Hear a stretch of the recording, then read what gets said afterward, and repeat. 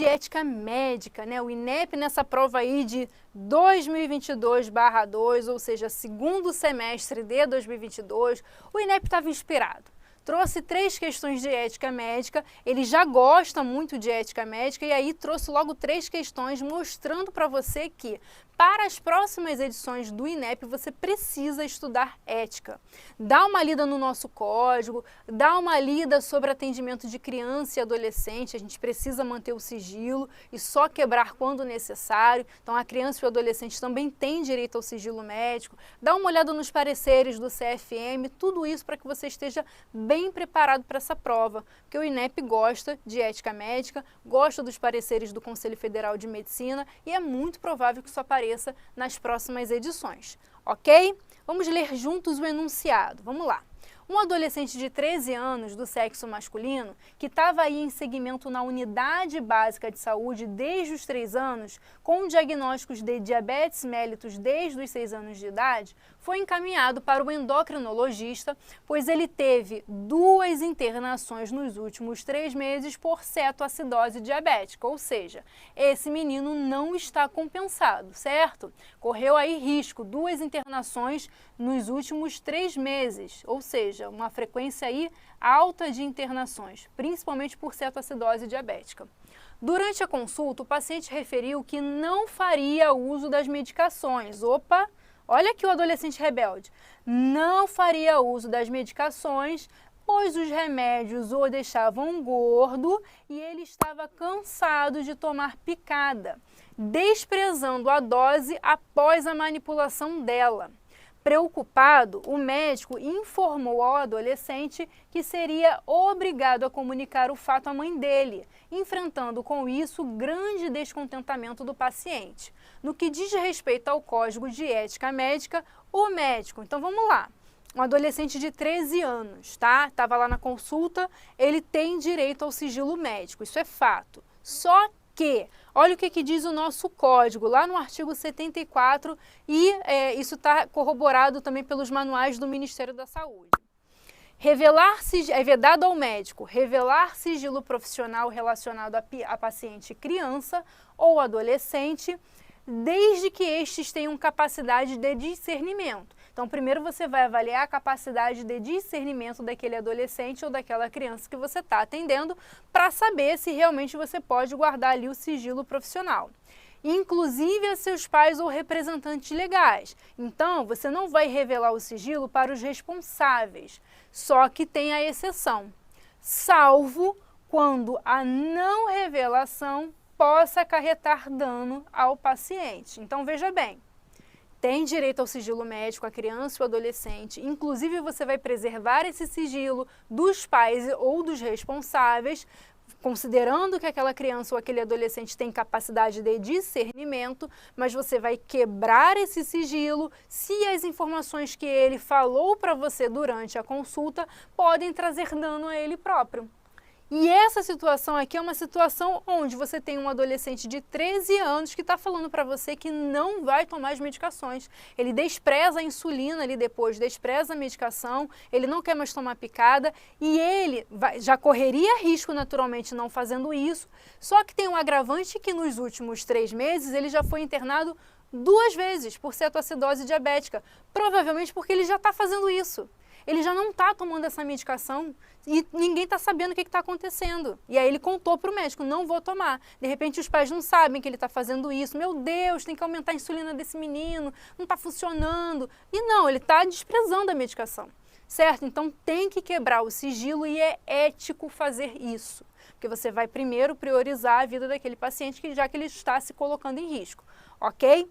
Então vamos lá, a alternativa A fala que o médico cometeu uma infração por não respeitar o sigilo médico. Veja bem, nesse caso aqui, ele realmente não respeitou o sigilo médico, mas isso deixa de ser uma infração porque é justificável a quebra, certo? Então, a alternativa A está fora. A alternativa B vai falar que ele não cometeu uma infração por se tratar de uma situação de risco, e é esse aqui o nosso gabarito, tá? Perfeito. Ele não cometeu uma infração por ser uma situação de risco. A alternativa C vai falar que ele não cometeu uma infração por a mãe já saber das internações. Olha só, a mãe pode até saber das internações, mas essa não é a justificativa pela qual ele não cometeu uma infração. Ah, não foi infração porque a mãe já sabia das internações, então já estava todo mundo sabendo. Não, essa não é a justificativa. A justificativa dele não ter cometido uma infração é porque o adolescente estava se colocando em risco, tá? Porque por mais que a mãe soubesse das internações, se o que o adolescente tivesse contado não tivesse colocando ele em risco, o médico não deveria quebrar o sigilo. Ok? E além disso, pode ser que a mãe não saiba que ele está desprezando a medicação e aí tem que contar. Certo? Então essa aqui está fora por conta disso, porque essa não é a justificativa. E a alternativa D vai falar que ele cometeu uma infração por não respeitar a autonomia do paciente e a gente já sabe que ele não cometeu uma infração. Certo? Então o gabarito aqui vai ser realmente a alternativa B. Se você ficou com qualquer dúvida, é só me mandar mensagem que eu estou aí à sua disposição. Vejo você na próxima questão do Revalida INEP. Até já!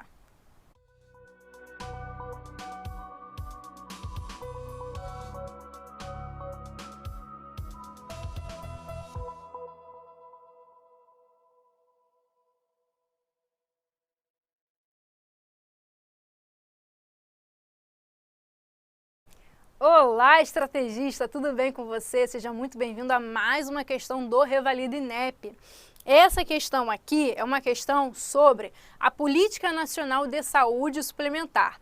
Bárbara, mas o que mais tem é política nacional? Sim, existem várias políticas para tudo praticamente. E você precisa conhecer isso, não só se você vai trabalhar no SUS depois que você revalidar, ou se você já está fazendo aí o Mais Médicos, mas você precisa conhecer para o Revalida INEP, porque eles gostam disso. E aí olha o que a questão fala, tela cheia para você. A Agência Nacional de Saúde Suplementar, a ANS, que é vinculada aí ao Ministério da Saúde, é uma autarquia que regula, normatiza, controla e fiscaliza os planos de saúde. Em novembro de 2021, foi aprovada a Política Nacional de Saúde Suplementar para o enfrentamento da Covid-19, PNSS Covid-19. Uma das diretrizes dessa política, e aí o INEP queria que você apontasse aí qual era a diretriz dessa política. Veja bem, foi uma política lançada em outubro de 2021, ou seja, praticamente aí 1 ano e meio depois que a pandemia estourou, porque o que se percebeu no nosso país? Que a maioria das pessoas estavam utilizando o SUS para a pandemia, né? As pessoas iam lá nas unidades básicas de saúde ou iam nos grandes hospitais, né? Os planos começaram a colocar barreira para tudo, porque entrou aí uma pandemia, eles começaram a ter que cobrir procedimentos que não estavam previstos ali no rol taxativo, então foi uma bagunça. O plano não queria cobrir, o cidadão era obrigado a ir numa emergência, às vezes uma emergência pública, às vezes estava no período de carência, e aí o SUS ficou muito sobrecarregado.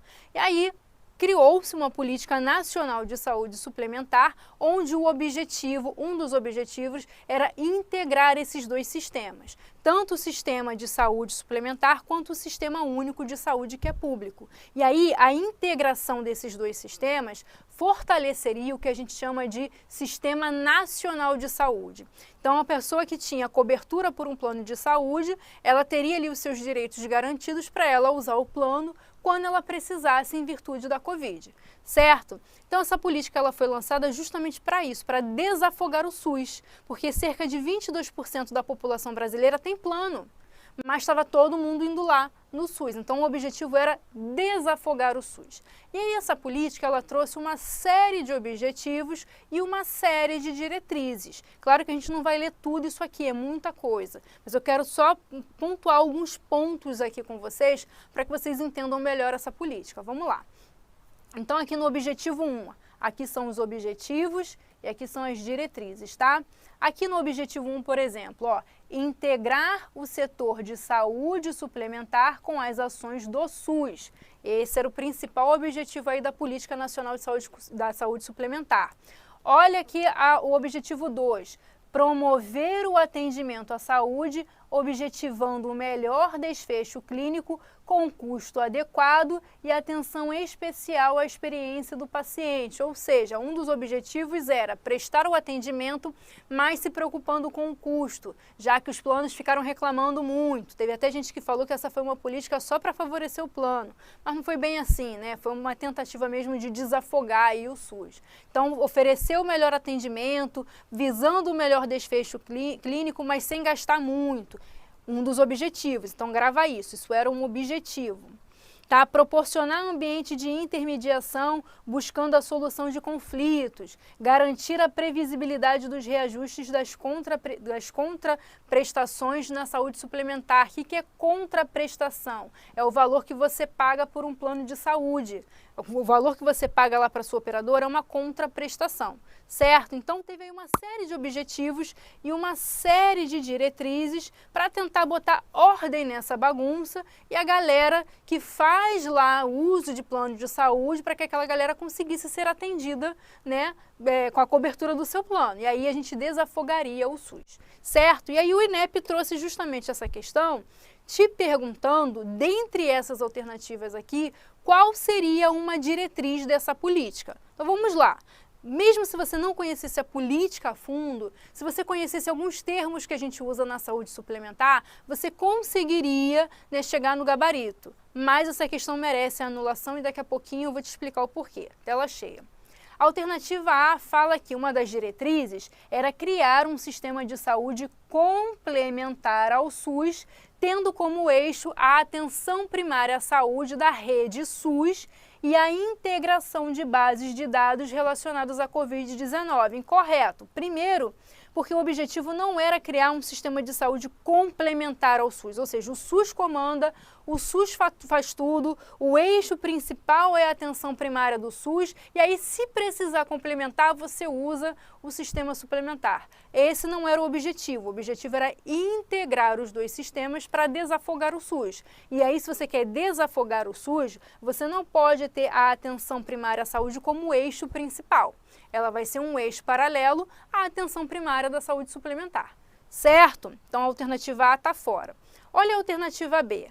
Promover ações que garantam o atendimento à saúde, visando ao melhor desfecho clínico com custo adequado e cuidado centrado na experiência do paciente. Opa, a gente acabou de falar sobre isso, né? Olha aqui, a gente acabou de falar que até tinha gente falando que isso ia favorecer lá o sistema de saúde suplementar, porque eles iam poder controlar custo. Só que isso não é uma diretriz, isso era um objetivo da política. E o que o INEP pediu? Uma diretriz. Só que o INEP liberou essa alternativa aqui como alternativa correta. E a gente sabe que isso não era uma diretriz conforme ele pediu, era um objetivo, por isso que merece a anulação. Certo? Então eles liberaram aí como gabarito a alternativa B, mas a gente já sabe que eles se enrolaram ali, chamou de objetivo e diretriz, vamos entrar com a anulação para ver se eles vão anular. Quer dizer, a gente já entrou, estamos esperando aí agora o retorno para ver se vamos anular mesmo ou não, mas por enquanto o gabarito preliminar é a alternativa B. E as alternativas C e D, como é que você encontraria os erros nelas? Vamos lá. Na alternativa C, fala que essa política ela visava desenvolver mecanismos que postergassem o cumprimento de contratos e o atendimento à saúde a partir dos critérios da ANS, haja vista a excepcionalidade da pandemia da Covid-19. O que essa alternativa aqui está querendo te dizer? O que é o contrato? O contrato é aquilo que você faz com a sua prestadora, né? Você estabelece um contrato com ela, você assina lá um plano de saúde e aí esse plano de saúde fala o seguinte, olha, nós teremos um período de carência, não é isso que acontece? Você assina ali um contrato, mas você tem um período de carência e após esse período de carência você começa a ter efetivamente o cumprimento daquele contrato.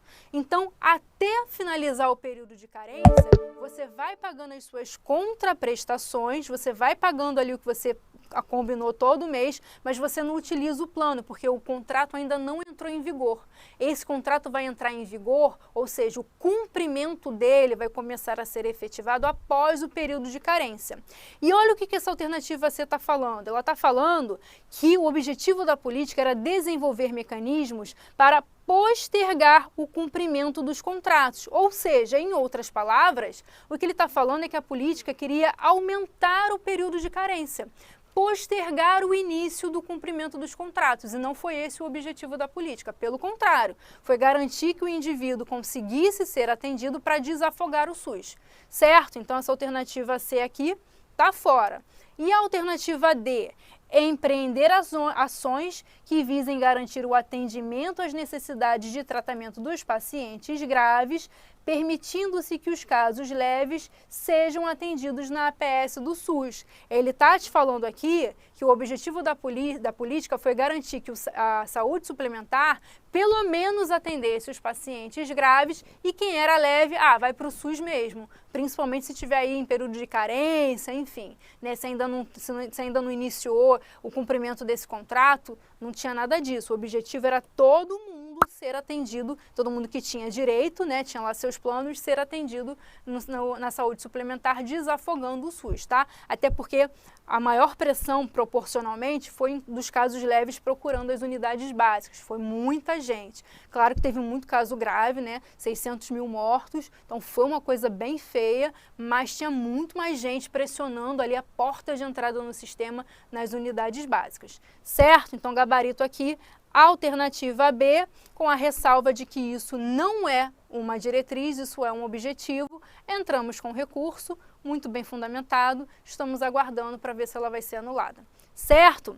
Se você ficou com qualquer dúvida, é só mandar mensagem que eu estou à sua disposição. Vejo você então na próxima questão do Revalida INEP. Até já!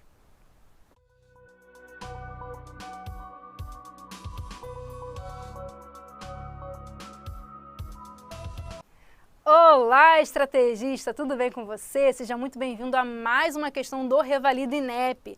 Questão aí de violência, né, contra a mulher. Uma questão tranquilamente assim, que você conseguiria alcançar aí o gabarito, não tinha muito mistério, mas vamos conversar um pouquinho sobre ela, porque tem uma polêmica aí, tá? Tela cheia. Mulher de 45 anos compareceu à consulta médica em Unidade de Saúde da Família, USF, solicitando prescrição de clonazepam por sugestão de uma vizinha, pois ela não consegue dormir.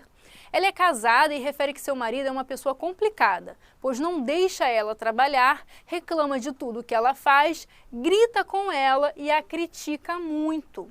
Ela nega que já tenha agredido fisicamente, mas se sente humilhada e que ser separado, né? E tem medo dele.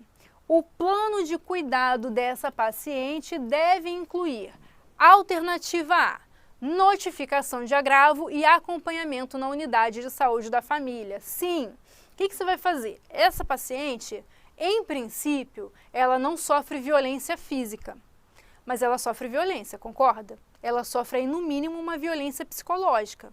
Não é à toa que ela tem medo dele, né? Porque ele não deixa ela trabalhar, ele a critica muito, ele grita. Então você vai notificar para o SINAM, porque lá na Lista Nacional de Notificação Compulsória, fala lá, né, sobre a violência doméstica e outras violências. Essas outras violências está incluindo violência psicológica, violência física, violência de tudo quanto é jeito, tá? Violência sexual. Agora eu não lembro exatamente, mas acho que é violência sexual e outras violências. Nessas outras violências, você inclui a violência psicológica, então tem que notificar. Certo? E você vai fazer o acompanhamento dela com a equipe de apoio matricial, vai acionar o psicólogo, né? Vai acompanhar ela de perto, porque ela chegou muito nervosa, ela quer um clonazepam. Então o negócio está feio na casa dela, tem que olhar de perto. E aí qual é a polêmica? Mas Bárbara, eu não preciso denunciar esse caso? Então, a denúncia cabe à paciente. Tá? A denúncia cabe à paciente. Nesse primeiro momento, você como médico vai acompanhar vai ver o que está acontecendo de fato ali, né? Vai ver como é que é esse comportamento familiar, vai fazer genograma, vai tentar entender aquela situação e se tiver ali um caso de violência que você realmente precise acionar as autoridades, você precisa fazer alguma coisa, o que você vai fazer? Vai conversar com o assistente social da unidade, você como médico não vai peitar isso sozinho, tá? A denúncia pode ser feita inclusive para a autoridade policial, mas geralmente é pela unidade de saúde, não é a gente que chega lá e peita, né? Se tiver algum tipo de violência aí mais cabeluda no meio, ok? Então você vai notificar primeiro para o Sinan e vai acompanhar esse caso para ter certeza do que está acontecendo.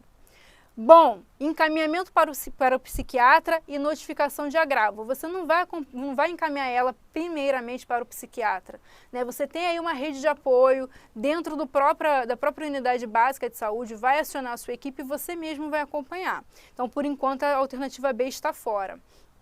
A alternativa C e a alternativa D vai falar que você tem que denunciar o caso para o número 180. O que é o número 180? É um número que é disponibilizado pelo governo para a população feminina, justamente para elas ligarem e pedirem orientações sobre violência ou fazerem denúncias. Se você é médico, numa unidade, você está atendendo uma mulher, você não precisa ligar para o número 180, se você quiser denunciar, digamos assim, né? Você pode ligar para perguntar algum detalhe ou outro de fluxo burocrático. Mas, em geral, a própria unidade já é equipada para isso, tem assistente social, né, tem ali os profissionais que podem te ajudar nisso, mas lembrando que, nesse caso aqui específico, você não vai denunciar de primeira, porque a denúncia cabe à paciente. Né, você vai conversar com ela e acompanhar, ver o que está acontecendo ali e junto com a sua equipe, né, com a equipe ali de apoio matricial, vocês vão decidir o que vocês vão fazer em relação a essa mulher e inclusive acionar outros pontos da rede, que justamente tem a rede de apoio à mulher para ver o que pode ser feito. Então você não vai peitar nada sozinho, certo? Então gabarito, alternativa A. Se você ficou com qualquer dúvida, é só mandar mensagem que eu estou à sua disposição. Vejo você então na próxima questão do Revalida INEP. Até já!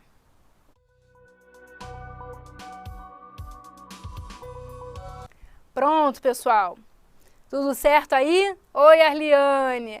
Ah, mas não tem problema, chegou no final, mas daqui a pouquinho, ó, daqui a 4 minutinhos a professora Natália está entrando no ar, que ela vai corrigir as questões aí de obstetrícia aí do Revalida INEP. Pelo menos eu vi na agenda que o nome dela estava lá. Estou até anunciando aqui, mas eu tenho quase certeza que eu vi o nome da Natália. Aí vocês podem, né, emendar, correr lá para a transmissão dela e assistir lá a correção dessas questões. Certo?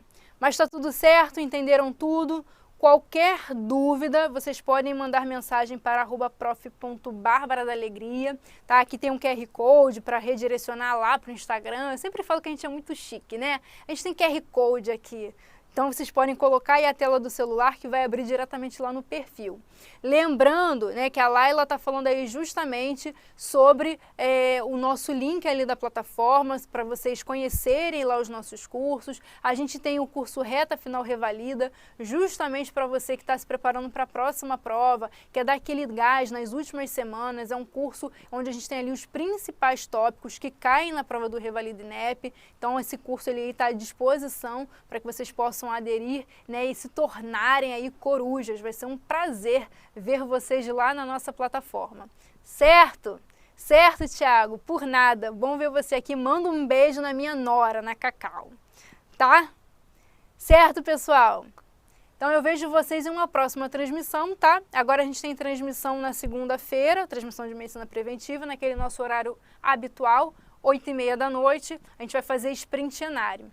Certo? A gente está gravando os sprints ao vivo, mas vocês estão convidados porque as questões são parecidas, então o público do Revalida é sempre muito bem convidado aí para os nossos eventos de residência médica. Até porque, né, a gente espera que vocês revalidem e o caminho natural é passar pela residência médica, então vocês já vão estar preparados, digamos assim. Ok? Certo? Obrigada aí pela presença, fiquem com Deus, qualquer dúvida é só falar. Vejo vocês então na próxima transmissão, viu? Grande beijo, pessoal. Tchau.